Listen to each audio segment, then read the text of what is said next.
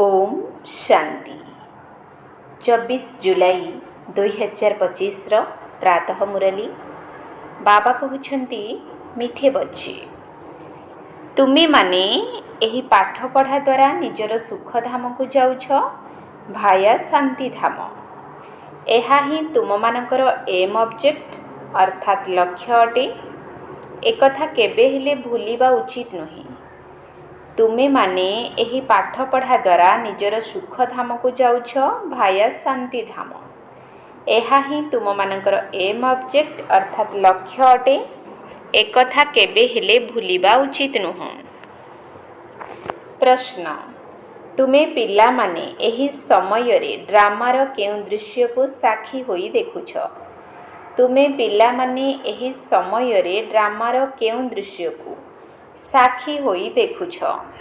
उत्तर एही समय रे ड्रामारे केवल दुखर दृश्य रहिछि। जदिও काहाको टिकिए सुख मिलुछि ताहा मध्य अल्प काल पाई अर्थात काक विष्ठा समान अटे। नचेत केवल दुख ही दुख रहिछि। तुमे पिला माने एबे आलोक को आसी जाइछ। जानुछ प्रति मुहूर्त रे एही बेहद सृष्टिर चक्र घूरी चलीछि। गोटिए दिन भी अन्य गोटिए दिन सहित समान नुहे। सारा दुनियार समस्तंकर अभिनय बदलुछि। नुआ नुआ दृश्य देखिबाकू मिलुछि। गीत जो पिया के साथ है। ओम शांति। प्रथमे तो बाबा सर्वदा स्वधर्म रे स्थित रही थांती। सेथिपाई पिलामानंकु मध्य कहउछंती जे निजर स्वधर्म रे स्थित रुह एवं बाबांकु मने पकाओ। आउ केही एपरी कहि परिबे नाही जे निजर स्वधर्म रे स्थित होई रुह। तुम मानक बुद्धि रे एबे निश्चय रहिछि। निश्चय बुद्धि विजयंती। सेही माने ही विजय प्राप्त करिवे। केउं कथारे विजयी हेबे? बाबांकर संपत्ति उपरे। स्वर्ग को जीवा एहा ही बाबांकर संपत्ति उपरे विजय प्राप्त करिबा। बाकी पदर अधिकारी हेबा पाई पुरुषार्थ करिबाकू हेबो। स्वर्ग को तो निश्चित जीव। तुमे माने जानिछ जे एहा छी छी दुनिया अटे। एठारे आग को बहुत दुख आसीबार अछि। ड्रामार चक्र को मध्य तुमे माने जानुछ। अनेक थर बाबा समस्त आत्मा मानकु पावन करी मशा माछी सदृश नहीं जीवा पाई आसी थांती। तापरे निजे निर्वाण धाम रे जाई निवास करी थांती। तुमे माने मध्य जीव। तुम मानकु तो एही खुशी रहिबा दरकार जे एही पाठ पढ़ी आमे सुख धाम को जीवु भाया शांति धाम। एहा ही तुमर लक्ष्य। एही कथा को भूली जीवा उचित नुहे। प्रतिदिन एही कथा शुणुछ एवं जानुछ जे आमको पतितरु पावन करिबा पाई बाबा पाठ पढ़ाउछंती। जोग बल द्वारा पावन हेबार सहज उपाय बताउछंती। एहा कोनोसी नुआ कथा मध्य नुह। गीतारे लेखा होईछि जे भगवान राजयोग शिखाइछंती। सेथिरे केवल बाबांक परिवर्ते कृष्णंकर नाम लेखि भूल करि देइछंती। एपरि मध्य नुहे जे पिलामानकु जे ज्ञान मिलुछि ताहा गीता व्यतीत आउ कोनोसी शास्त्र रे थिबो। पिलामाने जानिछंती जे कोनोसी भी मनुष्य मानकर महिमा से भली नाही जे भली बाबांकर महिमा रहिछि। बाबा जदि न आसिबे तेबे सृष्टिर चक्र ही घूरिब नाही। दुख धामरु सुख धाम किपरि हेबो? सृष्टिर चक्र तो घूरी चलीछि। बाबांको मध्य निश्चित आसिबाकू ही पड़िबो। बाबा मध्य समस्तंकु नेई जिबा पाई आसी थांती। पुणी चक्र घूरी थाए। जदि बाबा न आसिबे तेबे कली जुगरु सत्य जुग किपरि हेबो? बाकी ए सब कथा कोनोसी शास्त्र रे नाही। राजयोग केवल गीतारे ही अछि। जदि जानी जिबे भगवान आबुरे आसीछंती तेबे एकदम मिसिबा पाई दौड़िबे। सन्यासी माने मध्य भगवान का सहित मिलन करिबा पाई चाहि थांती ना। ଘରକୁ ଫେରିଯିବା ପାଇଁ ପତିତ ପାବନଙ୍କୁ ମନେ ପକାଇଥାନ୍ତି। ଏବେ ତୁମେମାନେ ପଦ୍ମାପଦମ୍ ଭାଗ୍ୟଶାଳୀ ହେଉଛ। ସେଠାରେ ଅର୍ଥାତ୍ ସ୍ୱର୍ଗରେ ଅସରନ୍ତି ସୁଖ ଥାଏ। ନୂଆ ଦୁନିଆରେ ଯେଉଁ ଦେବୀ ଦେବତା ଧର୍ମ ଥିଲା ତାହା ଏବେ ନାହିଁ। ବାବା ବ୍ରହ୍ମାଙ୍କ ଦ୍ୱାରା ଦୈବୀ ରାଜ୍ୟର ସ୍ଥାପନା କରୁଛନ୍ତି। ଏହା ତ କ୍ଲିଅର କଥା ଏବଂ ଏହା ହିଁ ତୁମର ଲକ୍ଷ୍ୟ ମଧ୍ୟ ଅଟେ। ଏଥିରେ ସଂଶୟର କୌଣସି କଥା ନାହିଁ। ଆଗକୁ ଯାଇ ସମସ୍ତେ ବୁଝିଯିବେ ଯେ ରାଜଧାନୀ ନିଶ୍ଚିତ ସ୍ଥାପନ ହେଉଛି। ଏହା ଆଦି ସନାତନ ଦେବୀ ଦେବତା ଧର୍ମ ଅଟେ। ଯେତେବେଳେ ତୁମେ ସ୍ୱର୍ଗରେ ଥିଲ ସେତେବେଳେ ଏହାର ନାମ ଭାରତ ଥିଲା। ପୁଣି ଯେତେବେଳେ ତୁମେ ନର୍କକୁ ଆସୁଛ ସେତେବେଳେ ଏହାର ନାମ ହିନ୍ଦୁସ୍ତାନ ହୋଇଯାଉଛି। ଏଠାରେ କେବଳ ଦୁଃଖ ହିଁ ଦୁଃଖ ରହିଛି। ପରେ ପୁଣି ଏହି ସୃଷ୍ଟି ବଦଳି ଯାଉଛି। ସ୍ୱର୍ଗ ସୁଖଧାମ ଅଟେ। ଏହି ଜ୍ଞାନ ତୁମ ପିଲାମାନଙ୍କ ପାଖରେ ଅଛି। ଦୁନିଆର ମନୁଷ୍ୟମାନେ ଏକଥା କିଛି ବି ଜାଣିନାହାନ୍ତି। ବାବା ସ୍ୱୟଂ କହୁଛନ୍ତି, ଏବେ ଅନ୍ଧକାର ରାତ୍ରି ଅଟେ। ରାତ୍ରିରେ ମନୁଷ୍ୟ ଧକ୍କା ଖାଇଥାନ୍ତି। ତୁମେମାନେ ଆଲୋକରେ ଅଛ। ଏହି କଥାକୁ ମଧ୍ୟ ସାକ୍ଷୀ ହୋଇ ବୁଦ୍ଧିରେ ଧାରଣ କରିବାକୁ ହେବ। ସେକେଣ୍ଡ ବାଇ ସେକେଣ୍ଡ ବେହଦ ସୃଷ୍ଟିର ଚକ୍ର ଘୂରି ଚାଲିଛି। ଗୋଟିଏ ଦିନର ଦୃଶ୍ୟ ଅନ୍ୟ ଦିନ ସହିତ ମିଶି ନଥାଏ। ସାରା ଦୁନିଆର କାର୍ଯ୍ୟକଳାପ ପରିବର୍ତ୍ତନ ହୋଇ ଚାଲିଛି। ନୂଆ ନୂଆ ଦୃଶ୍ୟ ଦେଖିବାକୁ ମିଳୁଛି। ଏହି ସମୟରେ ସମ୍ପୂର୍ଣ୍ଣ ଦୁଃଖର ଦୃଶ୍ୟ ରହିଛି। ଯଦିଓ କିଛି ସୁଖ ରହିଛି କିନ୍ତୁ ତାହା ମଧ୍ୟ କାକବିଷ୍ଠା ସମାନ, ଅର୍ଥାତ୍ ଅଳ୍ପ କାଳର ସୁଖ। ବାକି ଦୁଃଖ ହିଁ ଦୁଃଖ ରହିଛି। ଯଦିଓ ଏହି ଜନ୍ମରେ ସୁଖ ଅଛି ପୁଣି ଅନ୍ୟ ଜନ୍ମରେ ଦୁଃଖ ଥିବ। ଏବେ ତୁମମାନଙ୍କ ବୁଦ୍ଧିରେ ଅଛି ଯେ ବର୍ତ୍ତମାନ ଆମେ ନିଜ ଘରକୁ ଯାଉଛୁ। ଏଥିପାଇଁ ପାବନ ହେବାର ମେହନତ କରିବାକୁ ହେବ। ଯିଏ ଶ୍ରୀ ଶ୍ରୀ ସିଏ ଶ୍ରୀ ଲକ୍ଷ୍ମୀ ନାରାୟଣ ହେବା ପାଇଁ ଶ୍ରୀମତ ଦେଇଛନ୍ତି। ଯେପରି ବାରିଷ୍ଟର ହେବା ପାଇଁ ମତ ଦେବେ, ସେହିପରି ଏବେ ବାବା ମଧ୍ୟ କହୁଛନ୍ତି ଶ୍ରୀମତ ଆଧାରରେ ଏହିପରି ହୁଅ। ତେବେ ନିଜକୁ ପଚାରିବା ଦରକାର, ମୋ ଭିତରେ କୌଣସି ଅବଗୁଣ ନାହିଁ ତ? ଗାୟନ ମଧ୍ୟ କରୁଛନ୍ତି ଯେ ମୁଁ ନିର୍ଗୁଣ, ମୋ ଠାରେ କୌଣସି ଗୁଣ ନାହିଁ। ନିଜ ପ୍ରତି ଦୟା ଆସୁଛି। ତରସ ଅର୍ଥାତ୍ ଦୟା। ବାବା କହୁଛନ୍ତି, ପିଲାମାନେ ମୁଁ ତ କାହା ପ୍ରତି ଦୟା କରିନଥାଏ। ଦୟା ତ ପ୍ରତ୍ୟେକଙ୍କୁ ନିଜେ ନିଜ ଉପରେ କରିବାକୁ ହେବ। ଏହି ଡ୍ରାମା ପୂର୍ବ ନିର୍ଦ୍ଧାରିତ ଅଟେ। ନିର୍ଦ୍ଦୟ ରାବଣ ତୁମକୁ ଦୁଃଖ ଦେଇଛି। ଏହା ମଧ୍ୟ ଡ୍ରାମାରେ ନିର୍ଦ୍ଧାର୍ଯ୍ୟ ଅଛି। ଏଥିରେ ରାବଣର ମଧ୍ୟ କୌଣସି ଦୋଷ ନାହିଁ। ବାବା ଆସି କେବଳ ରାୟ ଦେଉଛନ୍ତି। ଏହା ହିଁ ତାଙ୍କର ଦୟା। ବାକି ଏହି ରାବଣ ରାଜ୍ୟ ତ ପୁଣି ବି ଚାଲିବ। ଡ୍ରାମା ଅନାଦି। ଏଥିରେ ନା ରାବଣର ଦୋଷ ନା ମନୁଷ୍ୟମାନଙ୍କର ଦୋଷ। ଚକ୍ରକୁ ଘୂରିବାକୁ ହିଁ ପଡ଼ିବ। ରାବଣ ଠାରୁ ମୁକ୍ତ କରିବା ପାଇଁ ବାବା ଉପାୟ ବତାଉଛନ୍ତି। ରାବଣ ମତରେ ତୁମେମାନେ କେତେ ପାପ ଆତ୍ମା ହୋଇଯାଇଛ। ଏହା ପୁରୁଣା ଦୁନିଆ। ପୁଣି ନିଶ୍ଚିତ ନୂଆ ଦୁନିଆ ଆସିବ। ଚକ୍ର ତ ଘୂରିବ ନା। ସତ୍ୟଯୁଗ ପୁନର୍ବାର ନିଶ୍ଚିତ ଆସିବ। ଏବେ ସଙ୍ଗମ ଯୁଗ ଚାଲିଛି। ବାସ୍ତବରେ ମହାଭାରତ ଲଢ଼େଇ ମଧ୍ୟ ବର୍ତ୍ତମାନ ସମୟର। ବିନାଶ କାଳେ ବିପରୀତ ବୁଦ୍ଧି ବିନଶ୍ୟନ୍ତି। ଆଗକୁ ଏହିଭଳି ହେବାକୁ ଯାଉଛି। ଆମେମାନେ ବିଜୟନ୍ତୀ ଅର୍ଥାତ୍ ସ୍ୱର୍ଗର ମାଲିକ ହେବୁ। ବାକି ସବୁ ରହିବେ ନାହିଁ। ଏକଥା ମଧ୍ୟ ତୁମେମାନେ ଜାଣୁଛ ଯେ ପବିତ୍ର ନହେଲେ ଦେବତା ହେବା ଅସମ୍ଭବ। ବର୍ତ୍ତମାନ ବାବାଙ୍କ ଠାରୁ ଶ୍ରେଷ୍ଠ ଦେବତା ହେବା ପାଇଁ ଶ୍ରୀମତ ମିଳୁଛି। ଏଭଳି ମତ ଆଉ କେବେ ମିଳିପାରିବ ନାହିଁ। ତାଙ୍କର ଶ୍ରୀମତ ଦେବାର ପାଠ କେବଳ ସଙ୍ଗମ ଯୁଗରେ ହିଁ ରହିଛି। ଆଉ କାହାଠାରେ ତ ଏହି ଜ୍ଞାନ ହିଁ ନାହିଁ। ଭକ୍ତି ମାନେ ଭକ୍ତି, ତାକୁ ଜ୍ଞାନ କୁହାଯାଇପାରିବ ନାହିଁ। ଆତ୍ମିକ ଜ୍ଞାନ ଜ୍ଞାନର ସାଗର ହିଁ ଦେଇଥାନ୍ତି। ସେଥିପାଇଁ ତାଙ୍କର ମହିମା ହେଲା ଜ୍ଞାନର ସାଗର, ସୁଖର ସାଗର। ବାବା ପୁରୁଷାର୍ଥ କରିବାର ଉପାୟ ମଧ୍ୟ ବତାଉଛନ୍ତି। ତେବେ ଏହି ଖିଆଲ ରଖିବା ଦରକାର ଯେ ଏବେ ଯଦି ଫେଲ୍ ହେଲ ତେବେ କଳ୍ପ କଳ୍ପାନ୍ତର ପାଇଁ ଫେଲ୍ ହେଉଥିବ। ବହୁତ ଧକ୍କା ଲାଗିଯିବ। ଯଦି ଶ୍ରୀମତ ଆଧାରରେ ନ ଚାଲିବ ତେବେ ଧକ୍କା ଲାଗିବ।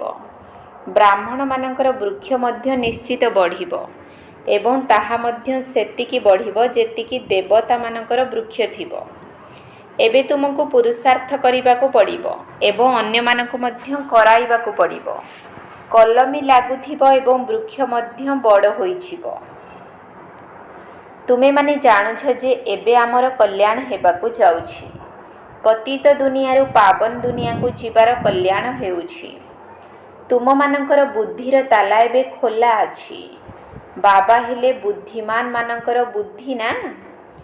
ଏବେ ତୁମେ ଜାଣୁଛ, ପୁଣି ଆଗକୁ ଗଲେ ଦେଖିବ କାହା କାହାର ତାଲା ଖୋଲୁଛି। ଏହା ମଧ୍ୟ ଡ୍ରାମା ଚାଲିଛି। ପୁଣି ସତ୍ୟଯୁଗରୁ ପୁନରାବୃତ୍ତି ହେବ।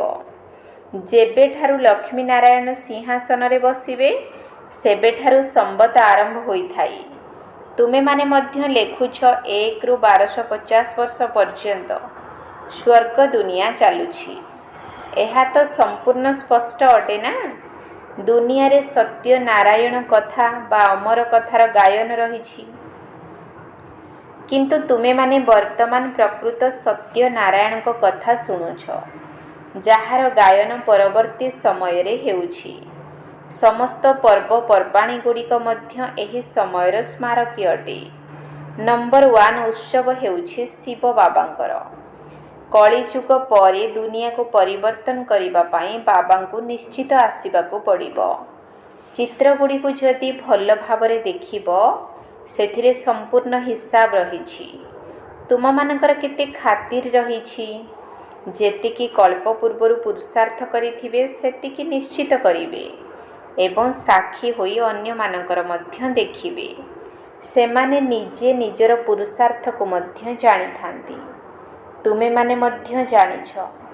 ବିଦ୍ୟାର୍ଥୀମାନେ କ'ଣ ନିଜର ପାଠପଢ଼ାକୁ ଜାଣିନଥିବେ? ମନ ନିଶ୍ଚିତ ଖାଇବ ଯେ ମୁଁ ଏହି ବିଷୟରେ ବହୁତ ଦୁର୍ବଳ ଅଛି।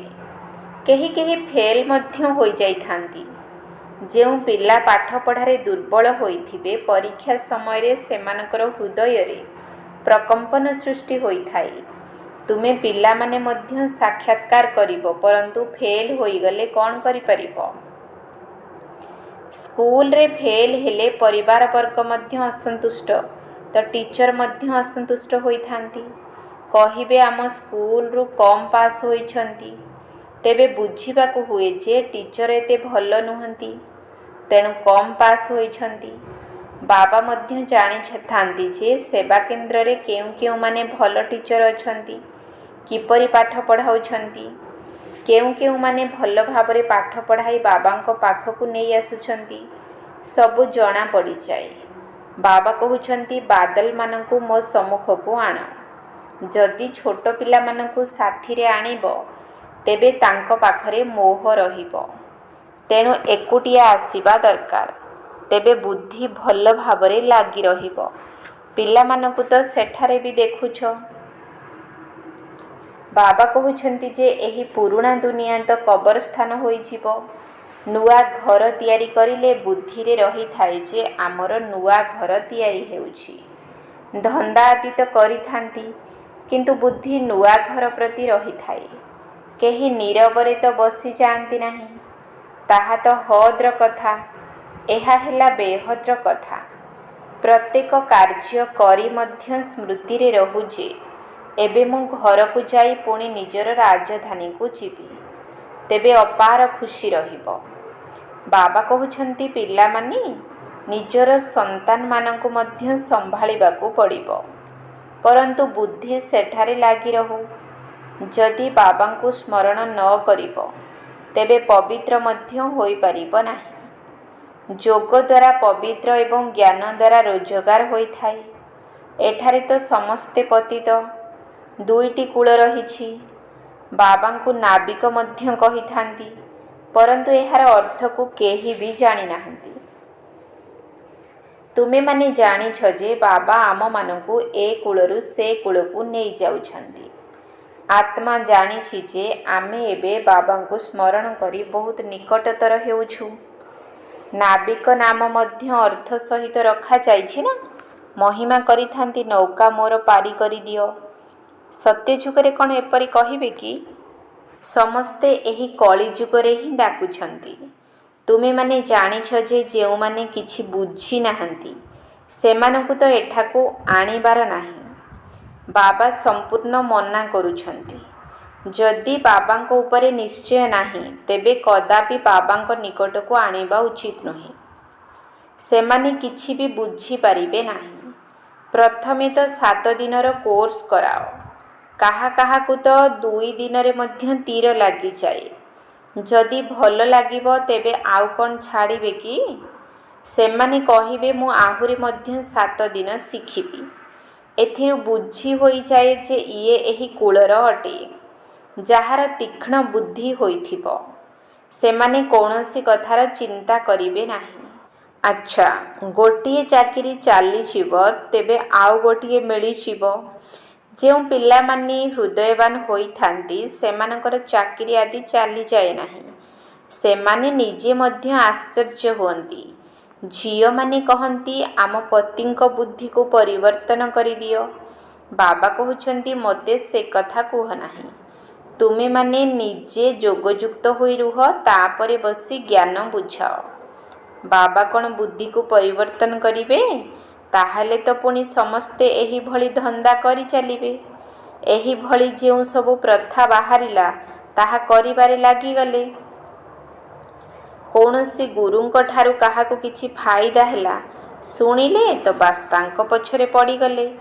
ଯଦି ପରମଧାମରୁ ନୂଆ ଆତ୍ମା ଆସିଥାନ୍ତି ତାଙ୍କର ବହୁତ ମହିମା ହୋଇଥାଏ ନା, ତାଙ୍କର ବହୁତ ଶିଷ୍ୟ ମଧ୍ୟ ହୋଇଯାଇଥାନ୍ତି। ଏଣୁ ଏହି ସବୁ କଥାକୁ ଦେଖିବା ଉଚିତ ନୁହେଁ। ତୁମକୁ ଦେଖିବାକୁ ହେବ ଯେ ମୁଁ କେତେ ଭଲ ପାଠ ପଢ଼ୁଛି। ଏହି ବିଷୟରେ ତ ବାବା ବିସ୍ତୃତ ଭାବରେ ଆଲୋଚନା କରୁଛନ୍ତି। ବାକି ଏତିକି କହିଦିଅ ଯେ ବାବାଙ୍କୁ ମନେ ପକାଅ। ଏହା ତ ଘରେ ରହି ମଧ୍ୟ କରିପାରିବ। କିନ୍ତୁ ଯେହେତୁ ବାବା ଜ୍ଞାନର ସାଗର ତେଣୁ ଜ୍ଞାନ ମଧ୍ୟ ନିଶ୍ଚିତ ଦେବେ ନା। ମୁଖ୍ୟ କଥା ହେଲା ମନ୍ମନା ଭବ।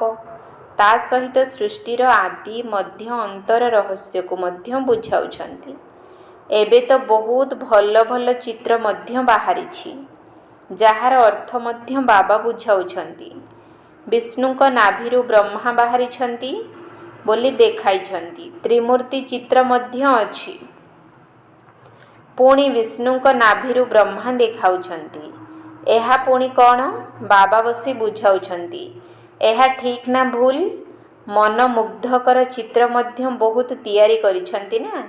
କେଉଁ କେଉଁ ଶାସ୍ତ୍ରରେ ଚକ୍ର ବି ଦେଖାଇଛନ୍ତି। କିନ୍ତୁ କିଏ କେତେ ଆୟୁଷ ଲେଖିଛନ୍ତି, କିଏ କେତେ ଲେଖିଛନ୍ତି। ଅନେକ ମତ ରହିଛି ନା। ଶାସ୍ତ୍ରରେ ହଦ୍ର କଥା ଲେଖି ଦେଇଛନ୍ତି। ବାବା ବେହଦ୍ର କଥା ବୁଝାଉଛନ୍ତି। ବର୍ତ୍ତମାନ ସମଗ୍ର ବିଶ୍ୱରେ ରାବଣର ରାଜ୍ୟ ଚାଲିଛି। ବର୍ତ୍ତମାନ ତୁମମାନଙ୍କ ବୁଦ୍ଧିରେ ଜ୍ଞାନ ରହିଛି। ଆମେ କିପରି ପତିତ ହୋଇଛୁ, ପୁଣି ପାବନ କିପରି ହେଉଛୁ। ପରେ ପୁଣି ଅନ୍ୟ ଧର୍ମ ସବୁ ଆସିଥାଏ। ବର୍ତ୍ତମାନ ଅନେକ ଭେରାଇଟି ଧର୍ମ ରହିଛି। ଗୋଟିଏ ଚେହେରା ଆଉ ଗୋଟିଏ ସହିତ ମିଶି ନଥାଏ। ଏକାଭଳି ଚେହେରାର 2 ଜଣ ବ୍ୟକ୍ତି ହୋଇପାରିବେ ନାହିଁ। ଏହା ପୂର୍ବ ନିର୍ମିତ ଖେଳ, ଯାହାର କି ପୁନରାବୃତ୍ତି ହେଉଛି। ବାବା ପିଲାମାନଙ୍କୁ ବସି ବୁଝାଉଛନ୍ତି ସମୟ କମି କମି ଯାଉଛି। ତେଣୁ ନିଜକୁ ନିରୀକ୍ଷଣ କର। ମୁଁ କେତେ ଖୁସିରେ ରହୁଛି। ମୋତେ କୌଣସି ବିକର୍ମ କରିବାର ନାହିଁ। ମାୟାର ତୋଫାନ ତ ଆସିବ। ବାବା ବୁଝାଉଛନ୍ତି ଯେ ପିଲାମାନେ ଅନ୍ତର୍ମୁଖୀ ହୋଇ ନିଜର ଚାର୍ଟକୁ ଦେଖ। ତେବେ ଯେଉଁ ଭୁଲ ହେବ ତାହାର ପଶ୍ଚାତାପ କରିପାରିବ। ଏହା ଯେପରି ଯୋଗ ବଳ ଦ୍ୱାରା ନିଜକୁ କ୍ଷମା କରୁଛ। ବାବା କୌଣସି କ୍ଷମା କରିନଥାନ୍ତି। ଡ୍ରାମାରେ କ୍ଷମା ଅକ୍ଷର ହିଁ ନାହିଁ। ତୁମକୁ ନିଜକୁ ପରିଶ୍ରମ କରିବାକୁ ହେବ। ପାପର ଦଣ୍ଡ ମନୁଷ୍ୟ ନିଜେ ହିଁ ଭୋଗିଥାନ୍ତି। କ୍ଷମାର କଥା କିଛି ନାହିଁ। ବାବା କହୁଛନ୍ତି ଯେ ପ୍ରତ୍ୟେକ କ୍ଷେତ୍ରରେ ପରିଶ୍ରମ କର। ବାବା ଏହାର ଉପାୟ ବତାଉଛନ୍ତି। ତୁମେମାନେ ବାବାଙ୍କୁ ଡାକୁଛ ପୁରୁଣା ରାବଣର ଦେଶକୁ ଆସ। ଆସି ଆମ ପତିତମାନଙ୍କୁ ପବିତ୍ର କର। କିନ୍ତୁ ମନୁଷ୍ୟ କିଛି ବି ବୁଝୁନାହାନ୍ତି। ସେମାନେ ହେଲେ ଆସୁରୀ ସମ୍ପ୍ରଦାୟ, ତୁମେ ହେଲ ବ୍ରାହ୍ମଣ ସମ୍ପ୍ରଦାୟ, ଯେଉଁମାନେ କି ଦୈବୀ ସମ୍ପ୍ରଦାୟର ହେବାକୁ ଯାଉଛ। ପିଲାମାନେ ପୁରୁଷାର୍ଥ ମଧ୍ୟ କ୍ରମାନୁସାରେ କରିଥାନ୍ତି, ପୁଣି କହିଥାନ୍ତି ଏହାର ଭାଗ୍ୟରେ ଏତିକି ହିଁ ଅଛି। ନିଜର ସମୟ ନଷ୍ଟ କରିଥାନ୍ତି। ସେମାନେ ଜନ୍ମ ଜନ୍ମାନ୍ତର କଳ୍ପ କଳ୍ପାନ୍ତର ଉଚ୍ଚ ପଦ ପାଇପାରିବେ ନାହିଁ। ତେବେ ନିଜକୁ କ୍ଷତିରେ ପକାଇବା ଅନୁଚିତ। କାହିଁକିନା ଏବେ ଏବେ ଜମା ହେଉଛି ପୁଣି କ୍ଷତି ହୋଇଯାଉଛି। ରାବଣ ରାଜ୍ୟରେ କେତେ କ୍ଷତି ହୋଇଥାଏ। ଆଚ୍ଛା, ମିଠା ମିଠା ଶିକିଲଧେ ସନ୍ତାନମାନଙ୍କ ପ୍ରତି ମାତା ପିତା ବାପଦାଦାଙ୍କର ମଧୁର ସ୍ନେହ ସମ୍ପନ୍ନ ଶୁଭେଚ୍ଛା ଏବଂ ସୁପ୍ରଭାତ। ଆତ୍ମିକ ପିତାଙ୍କର ଆତ୍ମିକ ସନ୍ତାନମାନଙ୍କୁ ନମସ୍ତେ। ଆତ୍ମିକ ସନ୍ତାନମାନଙ୍କର ଆତ୍ମିକ ବାପଦାଦାଙ୍କୁ ନମସ୍ତେ ନମସ୍ତେ ନମସ୍ତେ। ସୁପ୍ରଭାତ। ଧାରଣା ପାଇଁ ମୁଖ୍ୟ ସାର। 1 ନମ୍ବର ପଏଣ୍ଟ। ଅନ୍ତର୍ମୁଖୀ ହୋଇ ନିଜକୁ ନିରୀକ୍ଷଣ କରିବାକୁ ହେବ। ଯାହା ବି ଭୁଲ ହେଉଛି ସେଥିପାଇଁ ଅନ୍ତରର ସହିତ ପଶ୍ଚାତାପ କରି ଯୋଗବଳ ଦ୍ୱାରା ନିଜକୁ କ୍ଷମା କରିବାକୁ ହେବ। ନିଜ ପାଇଁ ନିଜକୁ ହିଁ ପରିଶ୍ରମ କରିବାକୁ ହେବ। ଅନ୍ତର୍ମୁଖୀ ହୋଇ ନିଜକୁ ନିରୀକ୍ଷଣ କରିବାକୁ ହେବ। ଯାହା ବି ଭୁଲ ହେଉଛି ସେଥିପାଇଁ ଅନ୍ତରର ସହିତ ପଶ୍ଚାତାପ କରି ଯୋଗବଳ ଦ୍ୱାରା ନିଜକୁ କ୍ଷମା କରିବାକୁ ହେବ। ନିଜ ପାଇଁ ନିଜକୁ ହିଁ ପରିଶ୍ରମ କରିବାକୁ ହେବ। 2 ନମ୍ବର ପଏଣ୍ଟ। ବାବାଙ୍କ ଠାରୁ ଯେଉଁ ସବୁ ଉପଦେଶ ମିଳୁଛି ସେଗୁଡ଼ିକୁ ସମ୍ପୂର୍ଣ୍ଣ ରୂପରେ ଜୀବନରେ ଧାରଣ କରି ନିଜ ଉପରେ ନିଜକୁ ଦୟା କରିବାକୁ ହେବ। ସାକ୍ଷୀ ହୋଇ ନିଜର ଏବଂ ଅନ୍ୟମାନଙ୍କର ପୁରୁଷାର୍ଥକୁ ଦେଖିବାକୁ ହେବ। କେବେ ବି ନିଜର କ୍ଷତି କରିବାର ନାହିଁ। ବାବାଙ୍କ ଠାରୁ ଯେଉଁ ସବୁ ଉପଦେଶ ମିଳୁଛି ସେଗୁଡ଼ିକୁ ସମ୍ପୂର୍ଣ୍ଣ ରୂପରେ ଜୀବନରେ ଧାରଣ କରି ନିଜ ଉପରେ ନିଜକୁ ଦୟା କରିବାକୁ ହେବ। ସାକ୍ଷୀ ହୋଇ ନିଜର ଏବଂ ଅନ୍ୟମାନଙ୍କର ପୁରୁଷାର୍ଥକୁ ଦେଖିବାକୁ ହେବ। କେବେ ବି ନିଜର କ୍ଷତି କରିବାର ନାହିଁ। ବରଦାନ। ବିଶ୍ୱ କଲ୍ୟାଣର ଭାବନା ଦ୍ୱାରା ପ୍ରତ୍ୟେକ ଆତ୍ମାଙ୍କୁ ସୁରକ୍ଷିତ ରଖିବାର ଯୋଜନା କରୁଥିବା ସଚ୍ଚା ଦୟାଳୁ ହୁଅ। ବିଶ୍ୱ କଲ୍ୟାଣର ଭାବନା ଦ୍ୱାରା ପ୍ରତ୍ୟେକ ଆତ୍ମାଙ୍କୁ ସୁରକ୍ଷିତ ରଖିବାର ଯୋଜନା କରୁଥିବା ସଚ୍ଚା ଦୟାଳୁ ହୁଅ। ବର୍ତ୍ତମାନ ସମୟରେ ଅନେକ ଆତ୍ମା ନିଜେ ହିଁ ନିଜର ଅକଲ୍ୟାଣର ନିମିତ୍ତ ହେଉଛନ୍ତି। ସେମାନଙ୍କ ପାଇଁ ଦୟାଳୁ ହୋଇ କୌଣସି ନା କୌଣସି ସୁରକ୍ଷାର ଯୋଜନା କର। କୌଣସି ବି ଆତ୍ମାର ପାଠକୁ ଦେଖି ନିଜେ ହଲଚଲ ହୁଅ ନାହିଁ, କିନ୍ତୁ ସେମାନଙ୍କୁ ସୁରକ୍ଷା ଦେବାର ଉପାୟ ଚିନ୍ତା କର। ଏମିତି ଭାବ ନାହିଁ ଯେ ଏହିଭଳି ତ ହୋଇ ଚାଲିଛି, ବୃକ୍ଷର ପତ୍ର ତ ଝଡ଼ିବ ନିଶ୍ଚିତ ନା। ସେମାନଙ୍କ ପାଇଁ ଆସୁଥିବା ବିଘ୍ନକୁ ସମାପ୍ତ କର। ବିଶ୍ୱ କଲ୍ୟାଣକାରୀ ବା ବିଘ୍ନ ବିନାଶର ଯେଉଁ ଉପାଧି ମିଳିଛି ସେହି ଅନୁସାରେ ସଂକଳ୍ପ ବା ବାଣୀ ଏବଂ କର୍ମରେ ଦୟାଳୁ ହୋଇ ବାତାବରଣକୁ ପରିବର୍ତ୍ତନ କରିବାରେ ସହଯୋଗୀ ହୁଅ। ସ୍ଲୋଗାନ। କର୍ମଯୋଗୀ ସେହିମାନେ ହୋଇପାରିବେ ଯେଉଁମାନେ ନିଜର ବୁଦ୍ଧି ଉପରେ ଧ୍ୟାନ ଦେବାର ଜଗୁଆଳି ରଖିଥାନ୍ତି। କର୍ମଯୋଗୀ ସେହିମାନେ ହୋଇପାରିବେ ଯେଉଁମାନେ ନିଜର ବୁଦ୍ଧି ଉପରେ ଧ୍ୟାନ ଦେବାର ଜଗୁଆଳି ରଖିଥାନ୍ତି। ଅବ୍ୟକ୍ତ ଇଶାରା। ସଂକଳ୍ପ ଶକ୍ତିକୁ ଜମା କରି ଶ୍ରେଷ୍ଠ ସେବାର ନିମିତ୍ତ ହୁଅ। ଅନ୍ତିମ ସମୟର ଫାଇନାଲ ପରୀକ୍ଷାର ପ୍ରଶ୍ନ ଆସିବ। ତାହା ହେଲା ଗୋଟିଏ ସେକେଣ୍ଡରେ ଫୁଲ୍ ଷ୍ଟପ୍। ଏହିଥିରେ ହିଁ ନମ୍ବର ମିଳିବ। ଯଦି ଗୋଟିଏ ସେକେଣ୍ଡରୁ ଅଧିକ ସମୟ ଲାଗିଗଲା ତେବେ ଫେଲ୍ ହୋଇଯିବ। କେବଳ ବାବା ଏବଂ ମୁଁ। କୌଣସି ତୃତୀୟ କଥା ବୁଦ୍ଧିକୁ ଆସୁନଥିବ। ଏମିତି ନୁହେଁ ଯେ ଏକଥା ଟିକିଏ କରିଦେବି, ଏହାକୁ ଟିକିଏ ଦେଖିନେବି, ଏ କାମ ହେଲା କି ନ ହେଲା, ଏହା କାହିଁକି ହେଲା, କିପରି ହେଲା। ଯଦି ଏଭଳି କୌଣସି ସଂକଳ୍ପ ଆସିଲା ତେବେ ଅନ୍ତିମ ପରୀକ୍ଷାରେ ପାସ୍ ହୋଇପାରିବ ନାହିଁ। ଓମ୍ ଶାନ୍ତି।